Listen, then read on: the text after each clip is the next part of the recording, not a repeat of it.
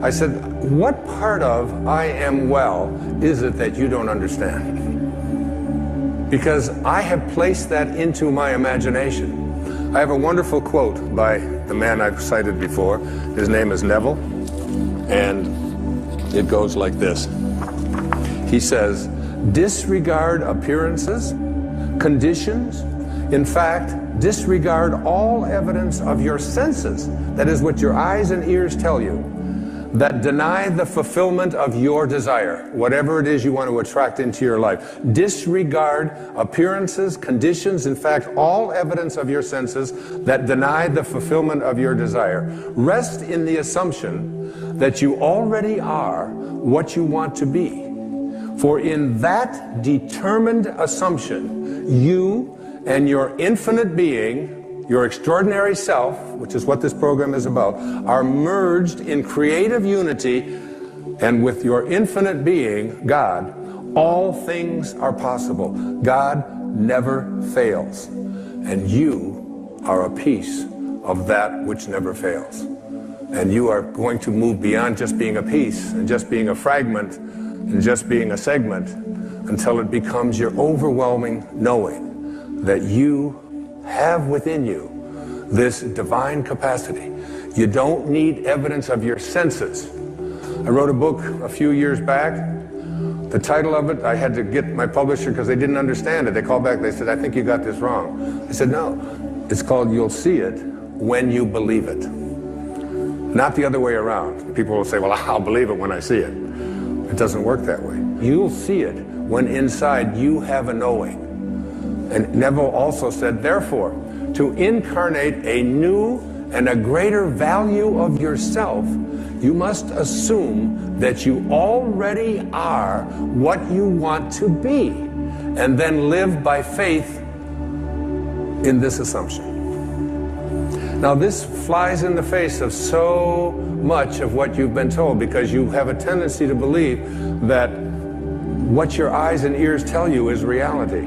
But this is what we know by our senses. Just this little tiny fragment. I can't even get, it's like a millionth of a millimeter. And all that is unknown is in the invisible, in the imagination.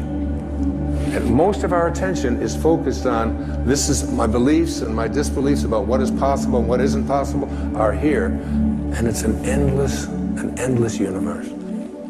So placing I ams into your imagination is one thing. It's an intellectual act.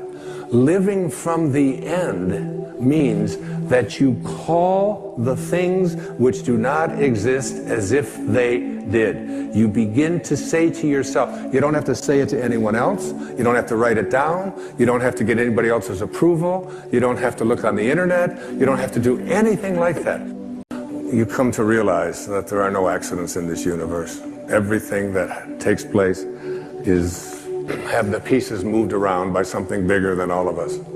And so it was called the I Am Discourses. And I quote from the I Am Discourses. The first expression of every individual everywhere in the universe, either in spoken word, silent thought, or feeling, is I am. Recognizing its own conquering divinity.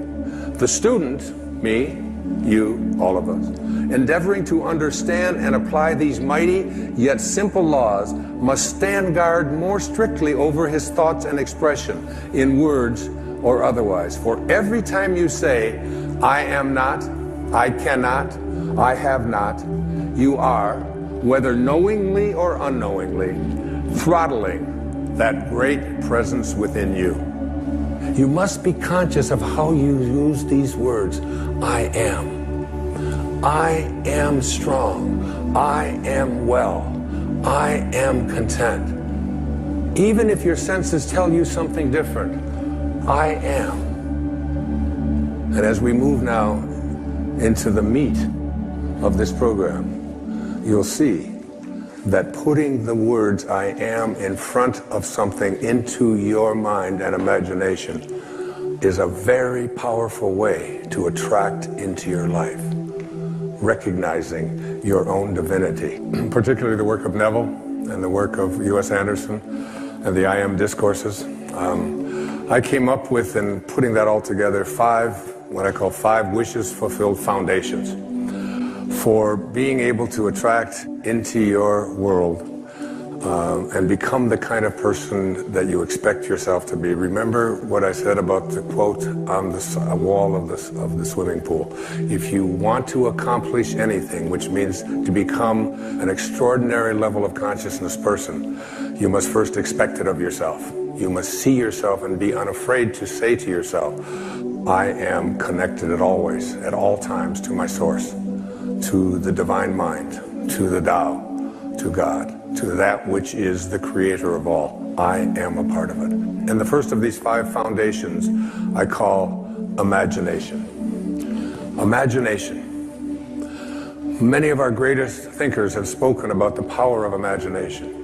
William Blake said that what is now proved was once only imagined. Now think about the importance of that. If you want to have something show up in your life, the kind of person you would like to become, manifest something new into your life, something powerful, whatever it might be, you obviously must first be able to imagine it. Your imagination. This is yours and yours alone.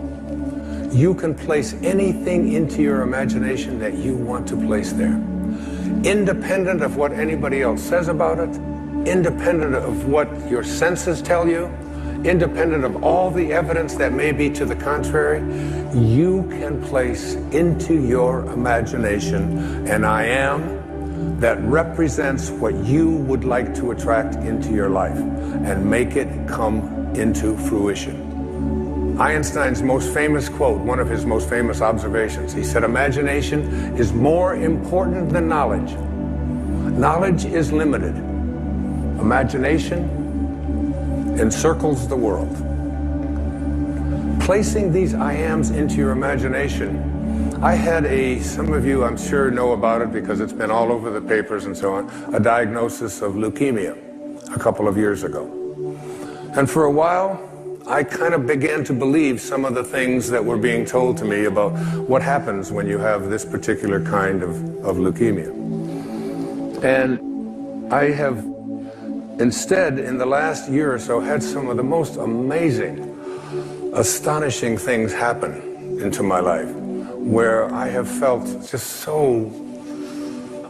so alive and so strengthened and so fully connected to my source, knowing. Basically, I have a knowing in here that life itself is a sexually transmitted terminal disease, okay? That's basically the fact, all right? So I'm not saying that all you have to do is put into your imagination an I am that says I am, and you're going to live forever.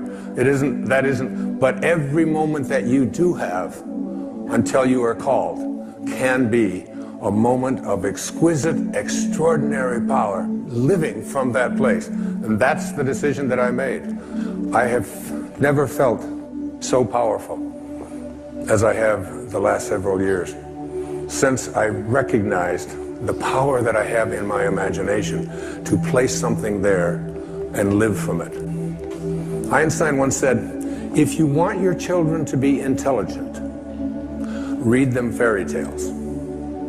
If you want your children to be more intelligent, read them more fairy tales. It's one of the reasons I've taken to writing children's books, to give children an opportunity to explore that thing called their imagination from the time that they're just little boys and little girls. And what I have in my imagination is a do not disturb sign. And it's like mentally inside, I've placed that in there. I do not anyone to disturb or try to change around anything that I have placed in there about what is possible for me. So you never want to place into your imagination any thought that you would not want to materialize. You never want to allow in your imagination to be contaminated by the way life used to be. Your imagination is yours. Don't let any other people influence you. Never allow people's ideas about what is possible or impossible for you to occupy your imagination. I've called it, throughout my life, I've called it being a scurvy elephant. When I was in the 3rd grade, I was living in a foster home out in Mount Clemens, Michigan, and I came home from school and I talked to Mrs. Scarf and I said, Mrs. Scarf, what's a scurvy elephant? And she said, where did you hear that? And I said, I don't know, Mrs. Poole, my 3rd grade teacher, was talking to the principal, Mrs. Smith, and she said Wayne Dyer was in his classroom and called me a scurvy elephant. So she got on the phone and she called up and the principal said, oh, that's Wayne. He gets everything mixed up. She didn't say that he was a scurvy elephant in her classroom. She said that he was a disturbing element in her classroom. A disturbing element is someone who has in their imagination the possibility that they can do anything, that all things are possible. Again, it's one of those great lines from the New Testament. With God, all things are possible. Now you tell me, what does that leave out? What does all things are possible leave out? That doesn't leave out the possibility that we can defy gravity, that we can soar, that we can heal ourselves, that we can create magnificent prosperity in our life, that we can change the world. I said at one of the breaks here to the audience here tonight, I really believe that if this message gets out there into the world, we can shift the consciousness of this planet. If enough of us begin to believe, we're placing into our imagination a world that we want to live in that has no limitations and that is based on living from a place of love and kindness and God consciousness and spiritual awareness, divine mind at work. I believe it's possible. If enough of us begin to believe that we can create that kind of a world, if public television can put on these kinds of programs, which is why I am a part of public television, because this is what they broadcast. This is what comes into our homes. The energy of all things are possible, not the energy of violence and hatred and, and all of the silly stuff that you see so frequently on commercial and cable television, especially the violence and especially the rude communication between young children and their parents and so on. You don't see that here. It's why I'm here raising money for this station and all public television stations. Einstein, once again, this man of imagination, said logic will get you from A to B, but imagination will take you everywhere. That's the first of these wishes fulfilled foundations. The second foundation is very significant and very important. I call it living from the end. This is one of the harder ones for people to get, but I'd like you to go again to the New Testament. Look at Romans 4:17. In the presence of him whom he believed God, who gives life to the dead and calls those things which do not exist as though they did. And calls those things which do not exist as though they did. Those are very important, significant words. You have to be able to call the things which you have not seen yet materialize and manifest into your physical world. You have to be able to say to yourself, I call those things that I would like to become as if they already do. And you place into your imagination fearlessly the I ams which you would like to create for yourself. And when it's time for me to write another book, I don't even know what it's going to be. I just know that it starts germinating inside me. And it's like a calling, it's like a passion. And I'm over there at my writing space. And before I do, I come up with the title. And before I even write one word, I did it with this book, Wishes Fulfilled. I take a jacket, this isn't even my book. And I take this jacket and I ask the art department at Hay House if they will please design a book with this title. And I put it around another book, which I have done, and I set it on my writing space next to Ralph Waldo Emerson and Jesus Christ picture and Paramahansa Yogananda and my children and the people that I love deeply and profoundly in my life. And I look at it with 3 white candles that I light every single time I sit over there. And I look at that jacket. And it's as if I call those things, the book does not exist. I call it as if it did. When my leukemia diagnosis came in, the information that was sent to me continuously was, it's incurable. This is something that you can't change. And I would say to my children who would send me this, I would say, I'd really appreciate it if you didn't send me that kind of stuff. And they'd say, what do you mean? Why, Dad? Why wouldn't you want us to send that? It says that right in there.